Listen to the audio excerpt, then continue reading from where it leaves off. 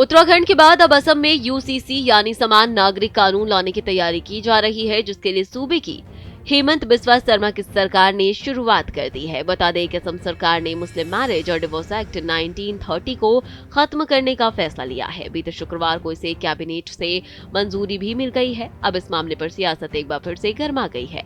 क्या है ये पूरा मामला, आइए आपको समझाते हैं। उत्तराखंड के बाद अब असम सरकार ने मुस्लिम मैरिज एंड डिवोर्स एक्ट को खत्म करने का फैसला लिया है। 23 फरवरी को मुख्यमंत्री हेमंत बिस्वा शर्मा की अध्यक्षता में हुई कैबिनेट की बैठक में इस प्रस्ताव को मंजूरी मिल गई है। हेमंत बिस्वा शर्मा सरकार ने इस कानून को निरस्त करने का फैसला शुक्रवार 24 फरवरी की रात को लिया। कैबिनेट बैठक के बाद राज्य मंत्री जयंत बरुआ ने कहा कि मुख्यमंत्री ने हाल ही में कहा था हम यूसीसी की ओर बढ़ रहे हैं। इसी को लेकर एक महत्वपूर्ण फैसला लिया गया है। इस फैसले में असम मुस्लिम मैरिज एंड डिवोर्स एक्ट 1935 को निरस्त कर दिया गया है। मुस्लिम विवाह और तलाक से संबंधित सभी मामले स्पेशल मैरिज एक्ट के तहत आएंगे और स्पेशल मैरिज एक्ट के तहत ही सुलझाए भी जाएंगे। इससे राज्य में हो रहे बाल विवाह भी रुकेंगे। तो वहीं आधी रात के बाद मुख्यमंत्री हेमंत बिस्वा शर्मा ने एक सोशल मीडिया पोस्ट में कहा 23/2/2024 को असम कैबिनेट ने सदियों पुराने असम मुस्लिम विवाह और तलाक पंजीकरण अधिनियम को निरस्त करने का एक महत्वपूर्ण निर्णय लिया। इस अधिनियम में विवाह पंजीकरण की अनुमति देने वाले प्रावधान शामिल थे, भले ही दुल्हा और दुल्हन 18 और 21 वर्ष की कानूनी उम्र तक नहीं पहुंचे हों, जैसे कि कानून में जरूरी है। ये कदम असम में बाल विवाह पर रोक लगाने की दिशा में एक और महत्वपूर्ण कदम है। आपको बता दें कि राज्य मंत्री ने कहा कि 1935 के पुराने अधिनियम द्वारा अंग्रेजों ने किशोर विवाह को आसान बना दिया था, जो आज के वक्त में सही नहीं है।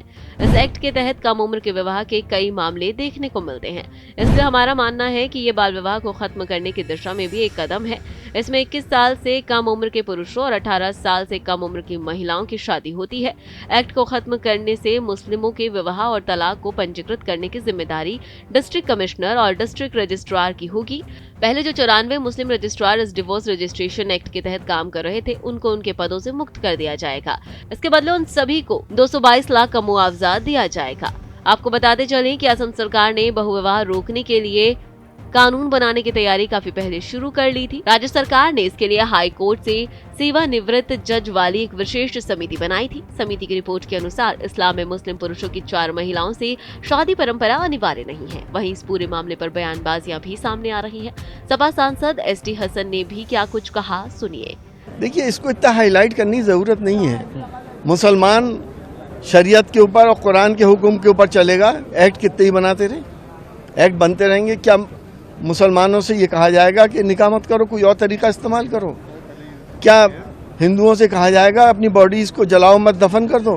हर मजहब के अपने अपने रिचुअल्स हैं और उसे मानते चले आ रहे हैं हजारों साल से, और मानते रहेंगे।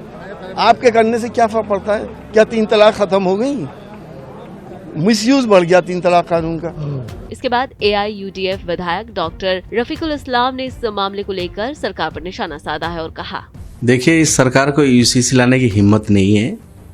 यूसीसी नहीं ला सकते। जो उत्तराखंड में जो भी यूसीसी लाए वो कहाँ यूसीसी है?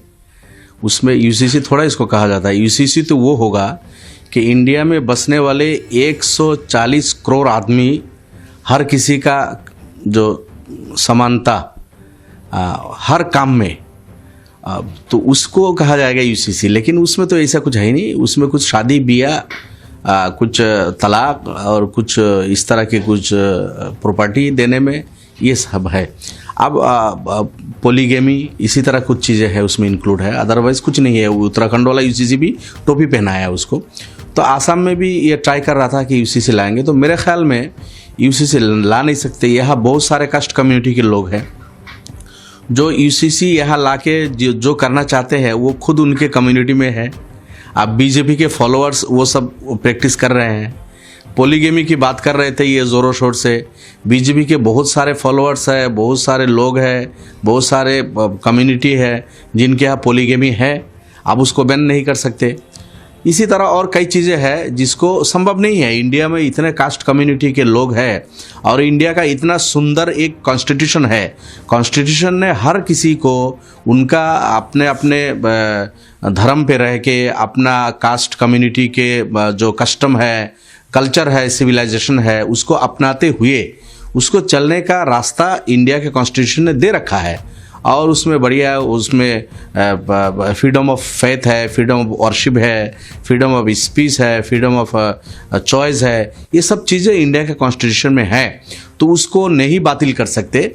ये इनका ये सामने इलेक्शन है, सिर्फ ये धंधाबाजी है, मुसलमान को टारगेट करना, किसी कम्युनिटी को टारगेट करना, ये इनका लक्ष्य है।